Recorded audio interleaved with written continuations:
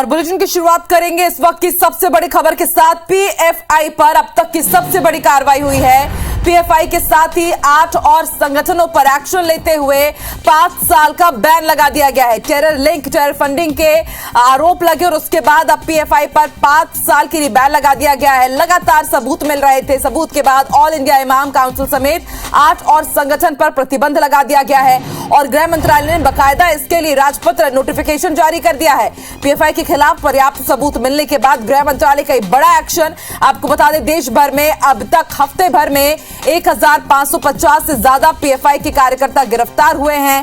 NIA, राज्यों की police और एजेंसियों ने यह बड़ी कार्रवाई की थी। पीएफआई पर देश के कई शहरों में दंगे फैलाने और हत्या का भी आरोप लगा है।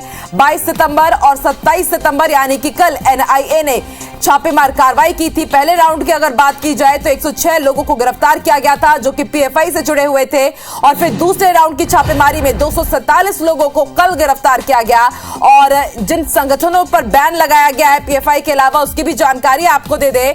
रिहाब इंडिया फाउंडेशन यानी कि RIF पर बैन लगा दिया गया है। Campus front of India CFI, इस पर भी ban. All India imam council AIIC, national confederation of human rights organisation, इस संगठन पर भी बैन लगा दिया गया है। National women front, junior front, empower India foundation, Rehab foundation, Kerala जैसे सहयोगी संगठनों पर भी पीएफआई के साथ बैन लगा दिया गया है। तो लगातार इसकी सुगबुगाहट तेज थी कि पीएफआई पर कभी भी बैन लग सकता है और आज सुबह की शुरुआत हुई है इस बड़ी खबर के साथ। न सिर्फ पीएफआई बल्कि इसके साथ ही 8 बड़े संगठनों पर 5 साल का बैन लगा दिया गया है।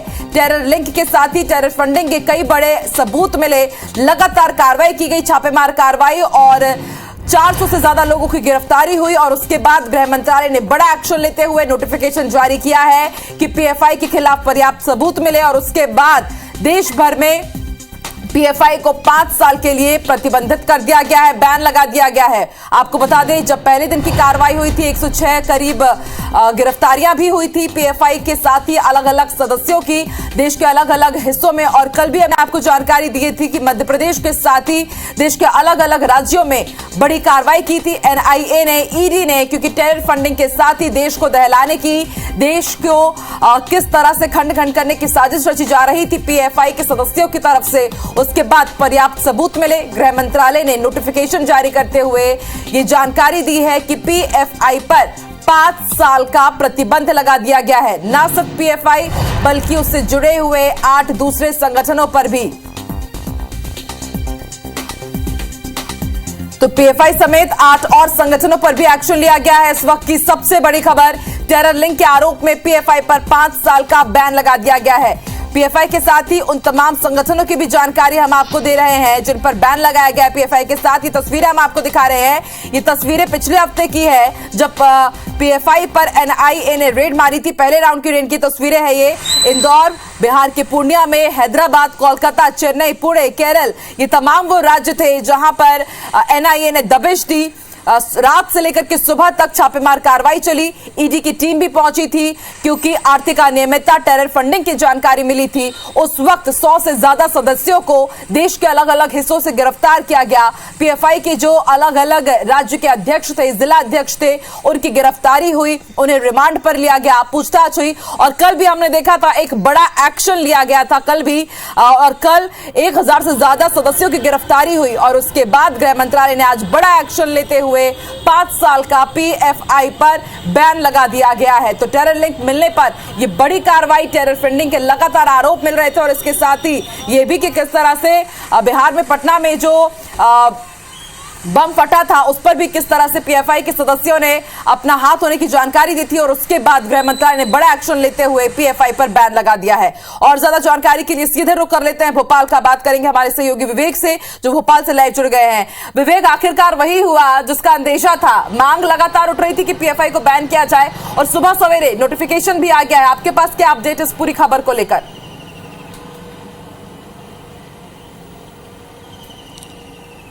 पीएफआई पर जो प्रतिबंध लगाया है इसको लेकर पिछले दिनों बीजेपी से लेकर तमाम विपक्षी नेता तक इस बात की मांग कर रहे थे कि इस संगठन को प्रतिबंधित किया जाए। विपक्षी नेता बीजेपी पर इस बात को लेकर हमलावर थे कि यदि पीएफआई के कोई सबूत मिले हैं तो फिर उस पर बैन अब तक क्यों नहीं लगाया गया। और अब वो वक्त आ गया है जब केंद्र सरकार की तरफ से, गृह मंत्रालय की तरफ से जो नोटिफिकेशन जारी हुआ है उसके मुताबिक पीएफआई 5 साल के लिए प्रतिबंधित हो गया। और यही नहीं, पीएफआई अकेले नहीं है, उसके जो 8 सहयोगी संगठन हैं उन पर भी बैन लग गया है। तो ये अपने आप में एक बड़ी कार्रवाई है। और सबसे बड़ी बात मध्य प्रदेश के लिहाज से ये हम अपने दर्शकों को बता दें कि मध्य प्रदेश में पिछले दिनों जो कार्रवाई हुई थी, पीएफआई की जो छापामार कार्रवाई पूरे देश भर में हुई, उसमें मध्य प्रदेश में भी एक बड़ी कार्रवाई हुई थी और जिसमें इंदौर और उज्जैन से जो है पीएफआई के पदाधिकारियों को गिरफ्तार किया गया था। उनसे पूछताछ हुई, पूछताछ के बाद कुछ और लिंक मिली और कल फिर जो है एक सूचना सुबह सामने आई कि एनआईए ने मध्य प्रदेश के कई हिस्सों से करीब 21 लोगों को गिरफ्तार किया है। तो अब तक यदि हम बात करें तो मध्य प्रदेश से अकेले जो है 2 दर्जन से अधिक लोग गिरफ्तार हो चुके हैं पीएफआई से जुड़े हुए। मध्य प्रदेश में पिछले दिनों कई हिस्सों में, खासकर खरगोन में, सेंधवा में, अलग अलग हिस्सों में सांप्रदायिक घटनाएं घटी थी और ये बात सामने आ रही थी कि इन घटनाओं के पीछे पीएफआई की फंडिंग का एक बड़ा जो है कारण है। और यही कारण है कि मध्य प्रदेश की सरकार जो है इसको लेकर गंभीर थी। पुलिस विभाग की तरफ जो इनपुट थे वो भी ये बता रहे थे कि पीएफआई या अन्य संगठनों की तरफ से इस तरह की गतिविधियों को प्रदेश में अंजाम दिया जा रहा है। उसके बाद जिस तरह एनआईए ने कार्रवाई की और मध्य प्रदेश में जिस तरह एनआईए और तमाम एजेंसियां सक्रिय हुई, उससे बात साबित हो गई कि मध्य प्रदेश के जो पिछले दिनों जो शांति बिगाड़ने की जो कोशिश की गई थी उसमें इस तरह के संगठनों का हाथ हो सकता है। और उसके बाद जो है एनआईए की पूरे देश भर में जो कार्रवाई हुई और मध्य प्रदेश में जिस तरह बड़ी संख्या में लोग जो है इस कार्रवाई की जर्द में आए, लोगों को पकड़ा, वो कहीं ना कहीं इस बात का सबूत है कि मध्य प्रदेश में अस्थिरता फैलाने की जो पिछले कई बार दिनों से कोशिश हो रही थी उसके पीछे इन तमाम संगठनों का हाथ हो सकता है। और अब पीएफआई यदि प्रतिबंधित हो गया है तो निश्चित तौर पर ये जो गतिविधियां थी उन पर जरूर जो है रोक लगेगी। और बिल्कुल बहुत ज्यादा जरूरी हो जाता है क्योंकि जिस तरह के खुलासे सामने आए, जिस तरह से राज उजागर हुए हैं पीएफआई के, वो साफ तौर पर यही बयां करते हैं कि मध्य प्रदेश को कहीं ना कहीं टेरर का कॉरिडोर बनाने की कोशिश की जा रही थी। और न सिर्फ मध्य प्रदेश के लिए बल्कि देश के लिए बेहद बड़ी खबर है कि पीएफआई पर अब 5 साल का बैन लगा दिया गया और उससे जुड़े 8 संगठनों पर भी। आप बने रहिए विवेक हमारे साथ। फिलहाल अपने दर्शकों को यह बता देते हैं कि आखिर जो संगठन है पीएफआई वो है क्या। भारत का एक चरमपंथी इस्लामी संगठन है पीएफआई, जिसका फुल फॉर्म है पॉपुलर फ्रंट ऑफ इंडिया। कई मुस्लिम संगठनों को मिलाकर के पीएफआई बना हुआ है। एक बेहद बड़ा मुस्लिम संगठन साल 2006 में केरल में पॉपुलर फ्रंट ऑफ इंडिया की नींव रखी गई। नेशनल डेवलपमेंट फ्रंट के रूप में इसका जन्म हुआ था और बाद में इसको बदल करके नाम पॉपुलर फ्रंट ऑफ इंडिया दे दिया गया। कई मुस्लिम संगठनों के विलय के बाद इसे पीएफआई के नाम से पहचाना जाने लगा। देश विरोधी गतिविधियों में शामिल होने का आरोप लगा है इस संगठन पर। स्थापना के बाद से ही लगातार ये संगठन सवालों के घेरे में रहा है क्योंकि कई बार देश विरोधी गतिविधियों में संलिप्तता सामने आई। देश के कई दंगों में पीएफआई का सीधा नाम आया। आपको याद होगा खरगोन दंगों की भी, उसमें भी जरूर इसी संगठन का नाम सामने आया था। आतंकी संगठनों से रिश्तों के भी इस संगठन पर आरोप लगे हैं पीएफआई के ऊपर। इसके साथ ही आपको यह भी जानकारी दे दें कि खुद को एक नव सामाजिक आंदोलन के रूप में पीएफआई पेश करता है, लेकिन जिस तरह से खुलासे हुए हैं उसके बाद लगातार ये सवालों के घेरे में था। तालिबान, अलकायदा जैसे कई बड़े जो संगठन हैं उनसे भी इनके लिंक कई बार सामने आए हैं। बिहार के बेगूसराय में जो गोलीकांड हुआ था उस पूरे गोलीकांड से भी इस संगठन के तार जुड़े हुए थे, इस संगठन का नाम जुड़ा था। कर्नाटक में भाजपा कार्यकर्ता की हत्या के बाद भी पीएफआई का नाम सामने आया था। पीएफआई से हत्या के तार जुड़े, उसके बाद से लगातार एनआईए की रडार पर था पीएफआई संगठन। झारखंड के ग्रूमिंग गैंग से भी संगठन को जोड़ा गया। उदयपुर में कन्हैयालाल हत्याकांड में इसके सदस्यों के जुड़े होने का आरोप लगा था। दिल्ली दंगों और कानपुर हिंसा में भी पीएफआई का नाम सामने आया।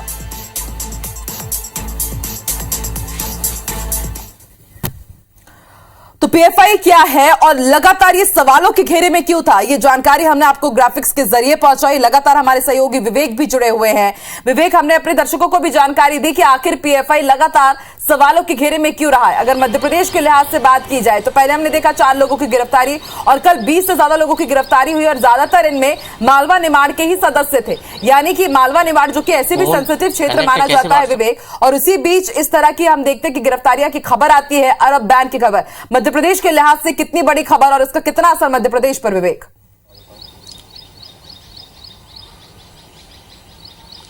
देखिए, मध्य प्रदेश पर एक बड़ा असर है, क्योंकि हमने देखा था जब मध्य प्रदेश में सिमी की गतिविधियां चल रही थी और सिमी की गतिविधियों के बाद जिस तरह कार्रवाई हुई और सिमी पे प्रतिबंध लगा, क्योंकि सिमी को का देश भर में जो सबसे ज्यादा यदि नेटवर्क था तो वो मध्य प्रदेश में था, और खासकर जो मालवा क्षेत्र है, निमाड़ क्षेत्र है मध्य प्रदेश का, वहां पर ये स्थिति जो है निकलकर सामने आ रही थी और उसके बाद सिमी पर प्रतिबंध लगा। ठीक सिमी की तरह ही मध्य प्रदेश में जो पीएफआई की गतिविधियां लगातार बढ़ रही थी और खासकर मालवा निमाड़ में पीएफआई की जो गतिविधियां बढ़ रही थी, ये कहीं ना कहीं एक बड़ा कारण बनकर सामने आई। और अभी जो छापेमार कार्रवाई हुई है उसमें भी मालवा निमाड़ के इंदौर, उज्जैन और मध्य प्रदेश की राजधानी भोपाल, ये 3 ऐसे केंद्र बने जहां पर छापेमार कार्रवाई हुई और वहीं से लोग पकड़ाए हैं। तो ये निश्चित तौर पर कहा जा सकता है कि मध्य प्रदेश में भी इस जो है जिस तरह पीएफआई सक्रिय हो रहा था, लगातार पदाधिकारी बन रहे थे और सबसे बड़ी बात है कि मुस्लिम युवाओं का ब्रेन वॉश करके उनको जो है इससे जोड़ा जा रहा था,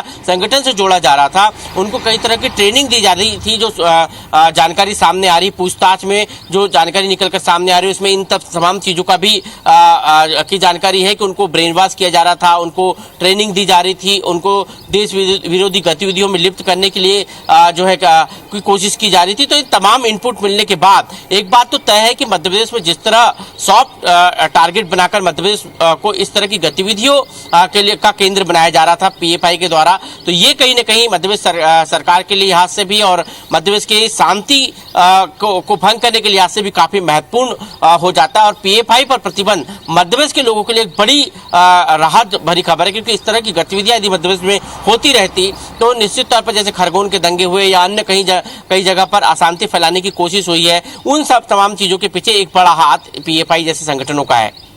विवेक, आपसे ये भी समझना चाहेंगे, पिछले दिनों जैसे कि आपने भी सिमी गैंग का यहाँ पर उल्लेख किया, फिर हमने देखा कि ऐशबाग के जेएमबी के आतंकियों की गिरफ्तारी हुई और फिर उसके बाद रतलाम, मालवा, निमाड़ से लगातार हम देख रहे थे कि जोधपुर में भी जो दिलाने की कोशिश की जा रही थी जयपुर को, उससे भी तार जुड़े हुए थे, मध्य प्रदेश में आतंकियों की गिरफ्तारी हुई थी। ऐसे में जब नरोत्तम मिश्रा से भी हमने एक्सक्लूसिव बात की तो उन्होंने कहा कि वाकई कड़े कदम उठाए जाएंगे। आने वाले दिनों में क्या और भी गिरफ्तारियां हो सकती है विवेक?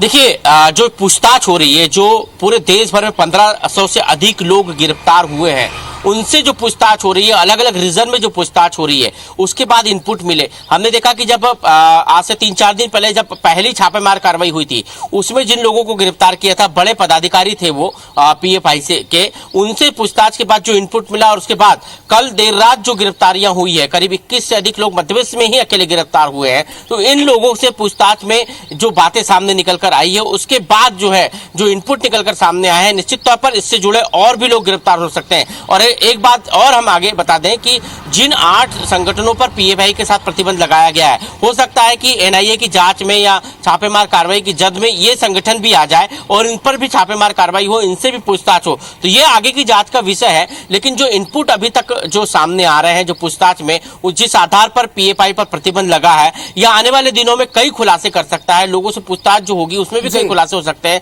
क्योंकि वो लोग जो गिरफ्त में है, जो आम आदमी की तरह लोगों के बीच में रह रहे थे, लेकिन वो क्या कर रहे थे, किस तरह की गतिविधियों को अंजाम दे रहे थे और किन किन लोगों से जुड़े थे, कैसे लोगों से जुड़े थे, ये तमाम सवाल है जिनका जवाब आना अभी जरूरी है, जिनका जवाब आएगा और उसके बाद ये देखा जाएगा कि और भी कितने संगठन और भी कितने लोग इसमें लिप्त है और इनके पीछे की वजह क्या है। बिल्कुल, पर्दे के पीछे से कौन काम कर रहा है और कौन भारत को दहलाने की कोशिश कर रहा है, सबसे बड़ा सवाल यही है विवेक, और देखते हैं कब तक इस सवाल का जवाब मिल पाता है। शुक्रिया आपकी जानकारी के लिए विवेक। तो आज शारदीय नवरात्रि का तीसरा दिन है और आज तीसरे दिन मां चंद्रघंटा की विधि विधान से पूजा अर्चना की जा रही है। और जैसा कि IBC 24 रोजाना अपने तमाम दर्शकों को घर बैठे मां के दिव्य स्वरूपों के, मां के दिव्य दरबार के दर्शन कराते हैं। इस वक्त हमारे साथ 2 सहयोगी जुड़ रहे हैं। रायपुर से हमारे साथ सहयोगी सुप्रिया जुड़ चुकी है और दतिया से हमारे साथ हमारे सहयोगी अरुण जुड़ चुके हैं। सबसे पहले रुक कर लेते हैं अरुण का। अरुण, इस वक्त आप दतिया के बेहद प्रसिद्ध मां पीताम्बरा के दरबार पहुंचे हुए हैं। अगर मुमकिन हो पाए तो सबसे पहले भक्तों को दर्शन कराइए माता पीताम्बरा के, और इस वक्त माई के दरबार में किस तरह की रौनक भक्तों के बीच?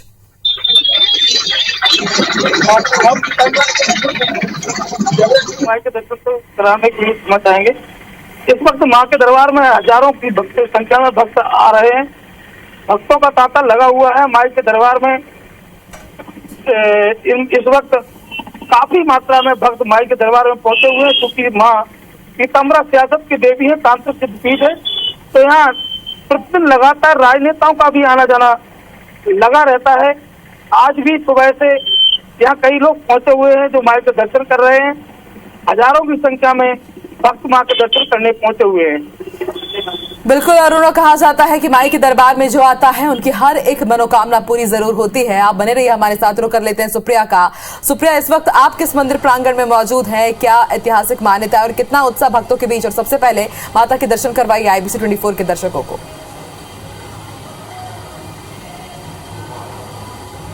बिल्कुल, हम रायपुर के कंकाली मंदिर में मौजूद हैं और सबसे पहले हम आपको माता का श्रृंगार दिखाना चाहेंगे। देखिए कि आज नवरात्रि का तीसरा दिन है और ऐसा भी कहा जाता है कि नवरात्रि के समय में माता का जो चेहरा है वो खिल उठता है, अलग सा एक आकर्षण उनके चेहरे में देखने को मिलता है। तो आप देख सकते हैं कि कितनी खूबसूरत तरीके से माता का श्रृंगार किया गया है। विशेष रूप से माता का श्रृंगार किया जाता है। मंदिर की मान्यता को लेकर हमारे साथ मंदिर के पंडित भी हैं। आपसे जानेंगे क्या कुछ विशेष श्रृंगार किया जाता है माता का और किस तरीके से विशेष पूजा होती है। माँ कंकाली का विशेष रूप से श्रृंगार किया जाता है। हर दिन का अलग अलग महत्व है। आज माँ का तीसरा स्वरूप चंद्र घंटा है, जो घंटे के नाद से पूरा विश्व कल्याण के राक्षसों का जो सर्वनाश किया था, उसी के नाम से माँ चंद्र घंटा का उपासना की जाती है। आज माँ का विशेष रूप से जो श्रृंगार हुआ है तो लोगों ने दर्शन के लिए लाभ उठा रहे हैं। और जो रात्रिकालीन में जो जगराता होता है वो अलग अलग समितियों के द्वारा आयोजित की जाती है। बिल्कुल, तो यहाँ पर इस मंदिर में सुबह से ही जो भक्त हैं वो लगातार पहुँच रहे हैं। दर्शन का सिलसिला माता का जारी है। हमारे साथ भक्त भी है, भक्त से भी जानेंगे। बिल्कुल, भक्त बड़ी संख्या में इस वक्त सुप्रिया पहुंच रहे हैं माता के दरबार में दर्शन करने के लिए। शुक्रिया आप दोनों का ही माता के मंदिर के दर्शन कराने के लिए हम लोगों को। चलिए बढ़ते हैं आगे। तो रोजाना IBC 24 में आपको यूं ही नवरात्रि के पावन पर्व के मौके पर जो माता के दरबार है अलग अलग, उनके दर्शन हम आपको कराएंगे। फिलहाल बढ़ते आगे, बड़े सियासी हलचलों की तरफ रुख कर लेते हैं। बड़ी खबर आपको रायपुर से बता दें, मुख्यमंत्री भूपेश बघेल का आज केरल दौरा रहेगा। सुबह 11 बजे केरल जाएंगे सीएम भूपेश बघेल। राहुल गांधी के साथ भारत जोड़ो यात्रा में शामिल होंगे। आज रात 9 बजे वापस रायपुर लौटेंगे सीएम भूपेश बघेल।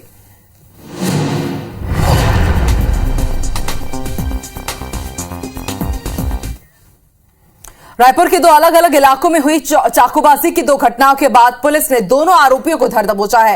रायपुर के आश्रम इलाके में बीती रात रोल मैनिया कैफे के बाउंसर अजीम कुरैशी पर आरोपी राहुल गेंद्रे उर्फ कीटाणु उर्फ तूफान ने चाकू से हमला कर दिया था।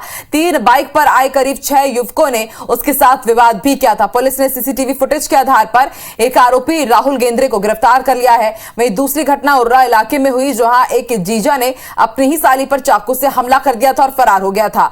दरअसल अमित साहू की पत्नी पिछले 6 महीने से उसके साथ नहीं रह रही थी और अपने ससुराल वालों के लोगों पर पत्नी की जानकारी नहीं देने का आरोप लगाते हुए अमित कई बार विवाद पहले भी कर चुका था। कल वो बीरगांव के एक कपड़ा दुकान पहुंचा, जहां उसकी साली काम करती है, और उसने साली को चाकू से वार कर घायल कर फरार हो गया।